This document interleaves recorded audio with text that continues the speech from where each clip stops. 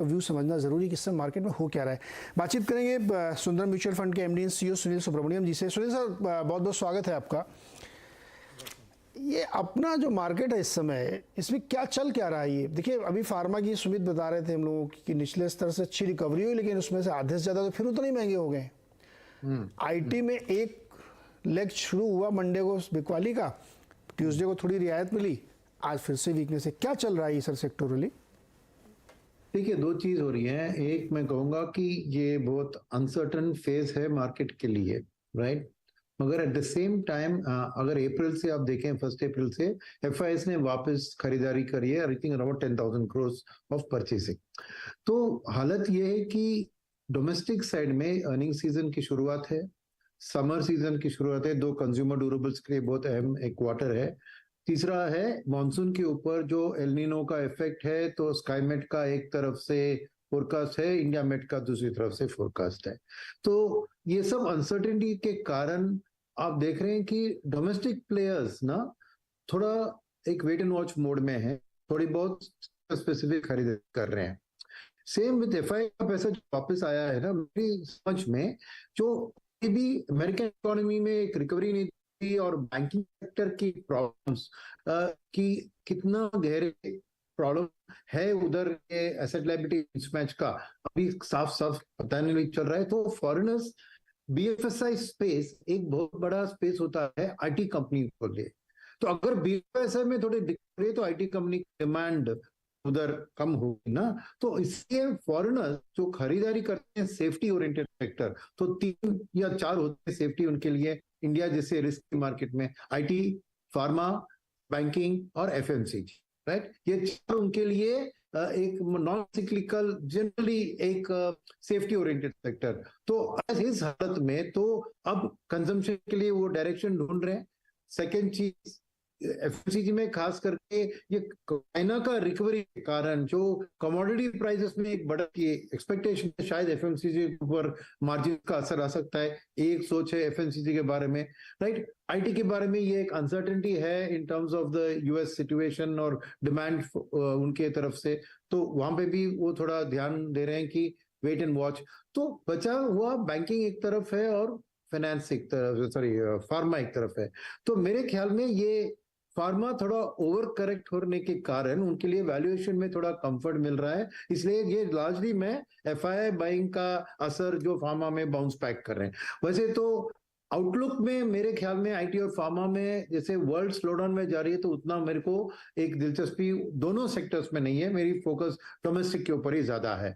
तो वही कहूंगा कि मार्केट को ये अनसर्टन फेस, क्योंकि अगर एक मॉनसून का लेस देन एवरेज नॉर्मल आता है तो उसका असर फूड प्राइसेस के ऊपर आ सकता है। ऑलरेडी राइस के दाम इंटरनेशनली बढ़ रहे हैं एल नीनो के इफेक्ट के कारण। तो इधर इन्फ्लेशन में असर रहेगा। तो अब तक आरबीआई का पॉज का मोड का एक प्रेडिक्शन है मार्केट को, और अक्टूबर से शायद रेट कट की बात हो रही है। मगर इन्फ्लेशन अब तक की प्रिंट इन्फ्लेशन का is with in comfort zone. मगर मॉनसून का आउटलुक बदलते हुए आरबीआई को भी डर लगेगा कि क्या इन्फ्लेशन वापस मेरे कंफर्ट से बाहर जाएगी, तो शायद वो रेट कट अक्टूबर नहीं होगा। तो इतने सारे जो फैक्टर्स अभी हावी है एनालिस्ट के ऊपर, इसलिए वो थोड़ा मैं कहूंगा कि एक मार्केट कंसोलिडेशन फेस में ही रहेगा। एक दिन शायद एक सेक्टर ऊपर चलेगा, दूसरे दिन दूसरा जाएगा, बट रेंज बाउंड ही होगा मेरे ख्याल में अंटिल अर्निंग सीजन से क्लैरिटी आती है।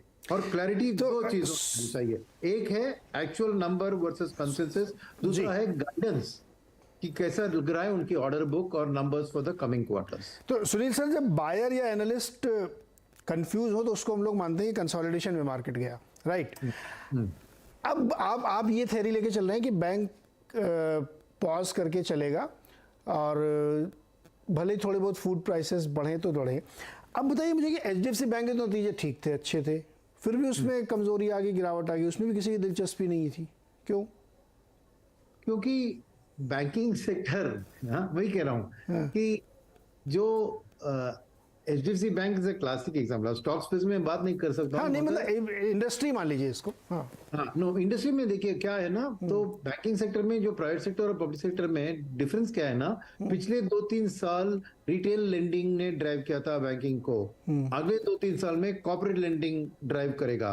तो कॉर्पोरेट ओरिएंटेड बैंक जो ज्यादातर पीएसयू बैंक होते हैं, उनकी बिजनेस में मैं नेट इंटरेस्ट मार्जिन और लोन का ग्रोथ भी बहुत तेजी देख रहा हूं compare to private sector banks. कि रिटेल का स्टोरी जो कई स्टॉक से रिटेल एनर्जी के स्पेस में भी जो इतनी जबरदस्त ग्रोथ दिखाए हैं पिछले 2-3 साल में, शायद रिटेल लेंडिंग का ग्रोथ उतना नहीं हो सकता है as a YOY growth percentage, absolute numbers बढ़ेंगे।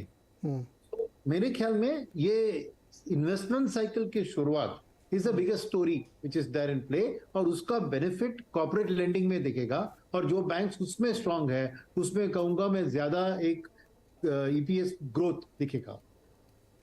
सर ये आपने एक बहुत ज़बरदस्त एंटीथेसिस दी है। अभी तक तो लोग ये कहते थे कि जो रिटेल लेंडिंग में है, बैंक अपना पोर्टफोलियो सारा उधर ले जाते हैं, वहाँ ज़्यादा अच्छा उनको सिक्योर्ड मिलता है। अब वो उस तरफ आप कह रहे हैं बात जाएगी कि कॉर्पोरेट लेंडिंग जो जहाँ पे रिस्क ज़्यादा होता है, NPA होने का खतरा रहता है, लेकिन शुरुआत के 2-4 साल आप कह रही है तो उसमें PSU बैंक्स भी लीड करेंगे। करेक्ट, और थोड़े बहुत प्राइवेट सेक्टर जिनका कॉर्पोरेट में अच्छा स्ट्रांग होल्ड है, हाँ, वो भी कर सकते हैं।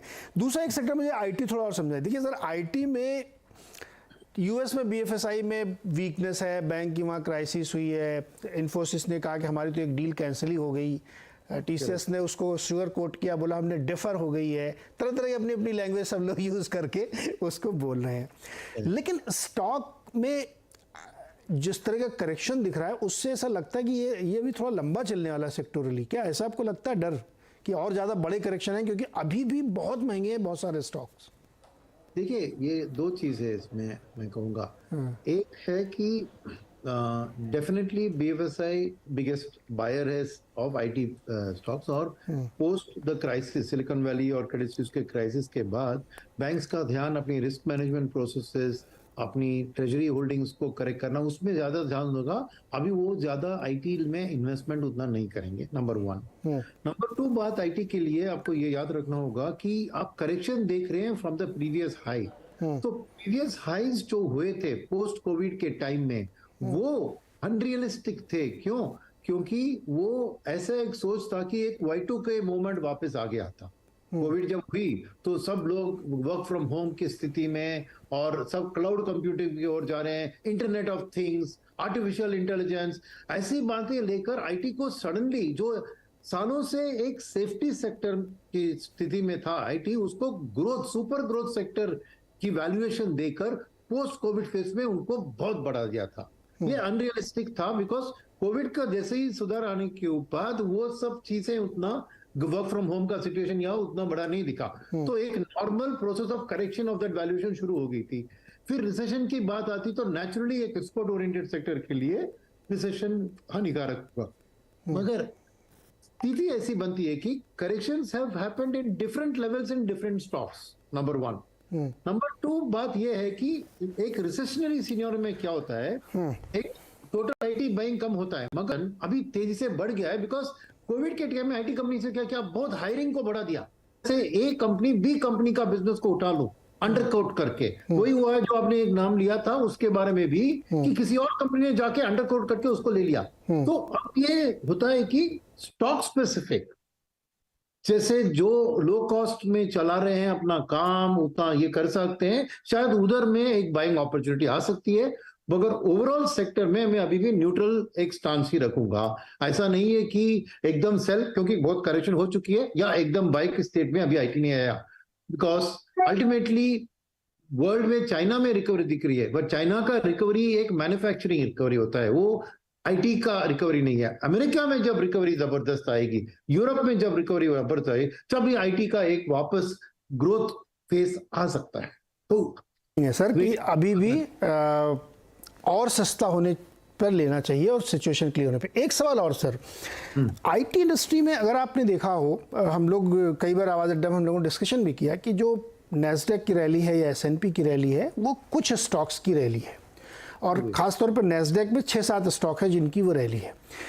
ये बात इसलिए मैं अंडरलाइन कर रहा हूँ क्योंकि उसको समझना जरूरी। वो 6-7 स्टॉक जो अभी आपने जिक्र किया कि एक नई AI IoT इन सब में जाके उन्होंने ग्रोथ की, नए बिजनेसेस लेके आ रहे हैं, वही ड्राइव कर रहे हैं उस 30% की रैली जो नैस्डैक में आई है।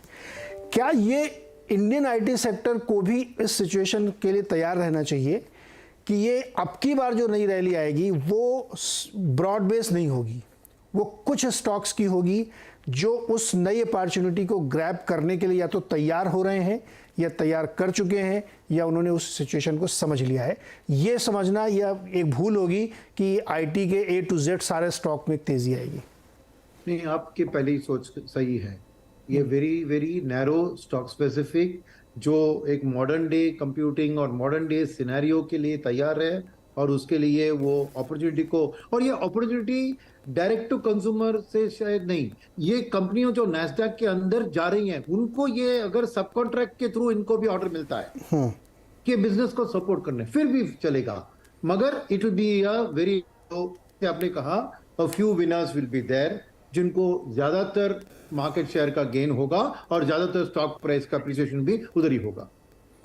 ओके, तो ये एक बहुत ही स्पेसिफिक रैली होगी, इसलिए आईटी चल पड़े तो ऐसा नहीं कि कहीं भी सारे स्टॉक में कहीं भी कुछ हुआ, क्योंकि इसमें थोड़ी स्टडी की ज़रूरत है। ये एक बड़ा चेंज होता हुआ दुनिया में दिख रहा है। सुनील सर, बहुत बहुत शुक्रिया हमारे साथ जुड़ने के लिए और ये 2 स्पेसिफिक सेक्टर्स पे अपनी इनसाइट हमारे साथ शेयर करने के लिए। बहुत बहुत शुक्रिया सर हमारे साथ जुड़ने के लिए। एक छोटा सा ब्रेक हो, ब्रेक के बाद देखते हैं मार्केट की क्या स्थिति अभी तक बन रही है।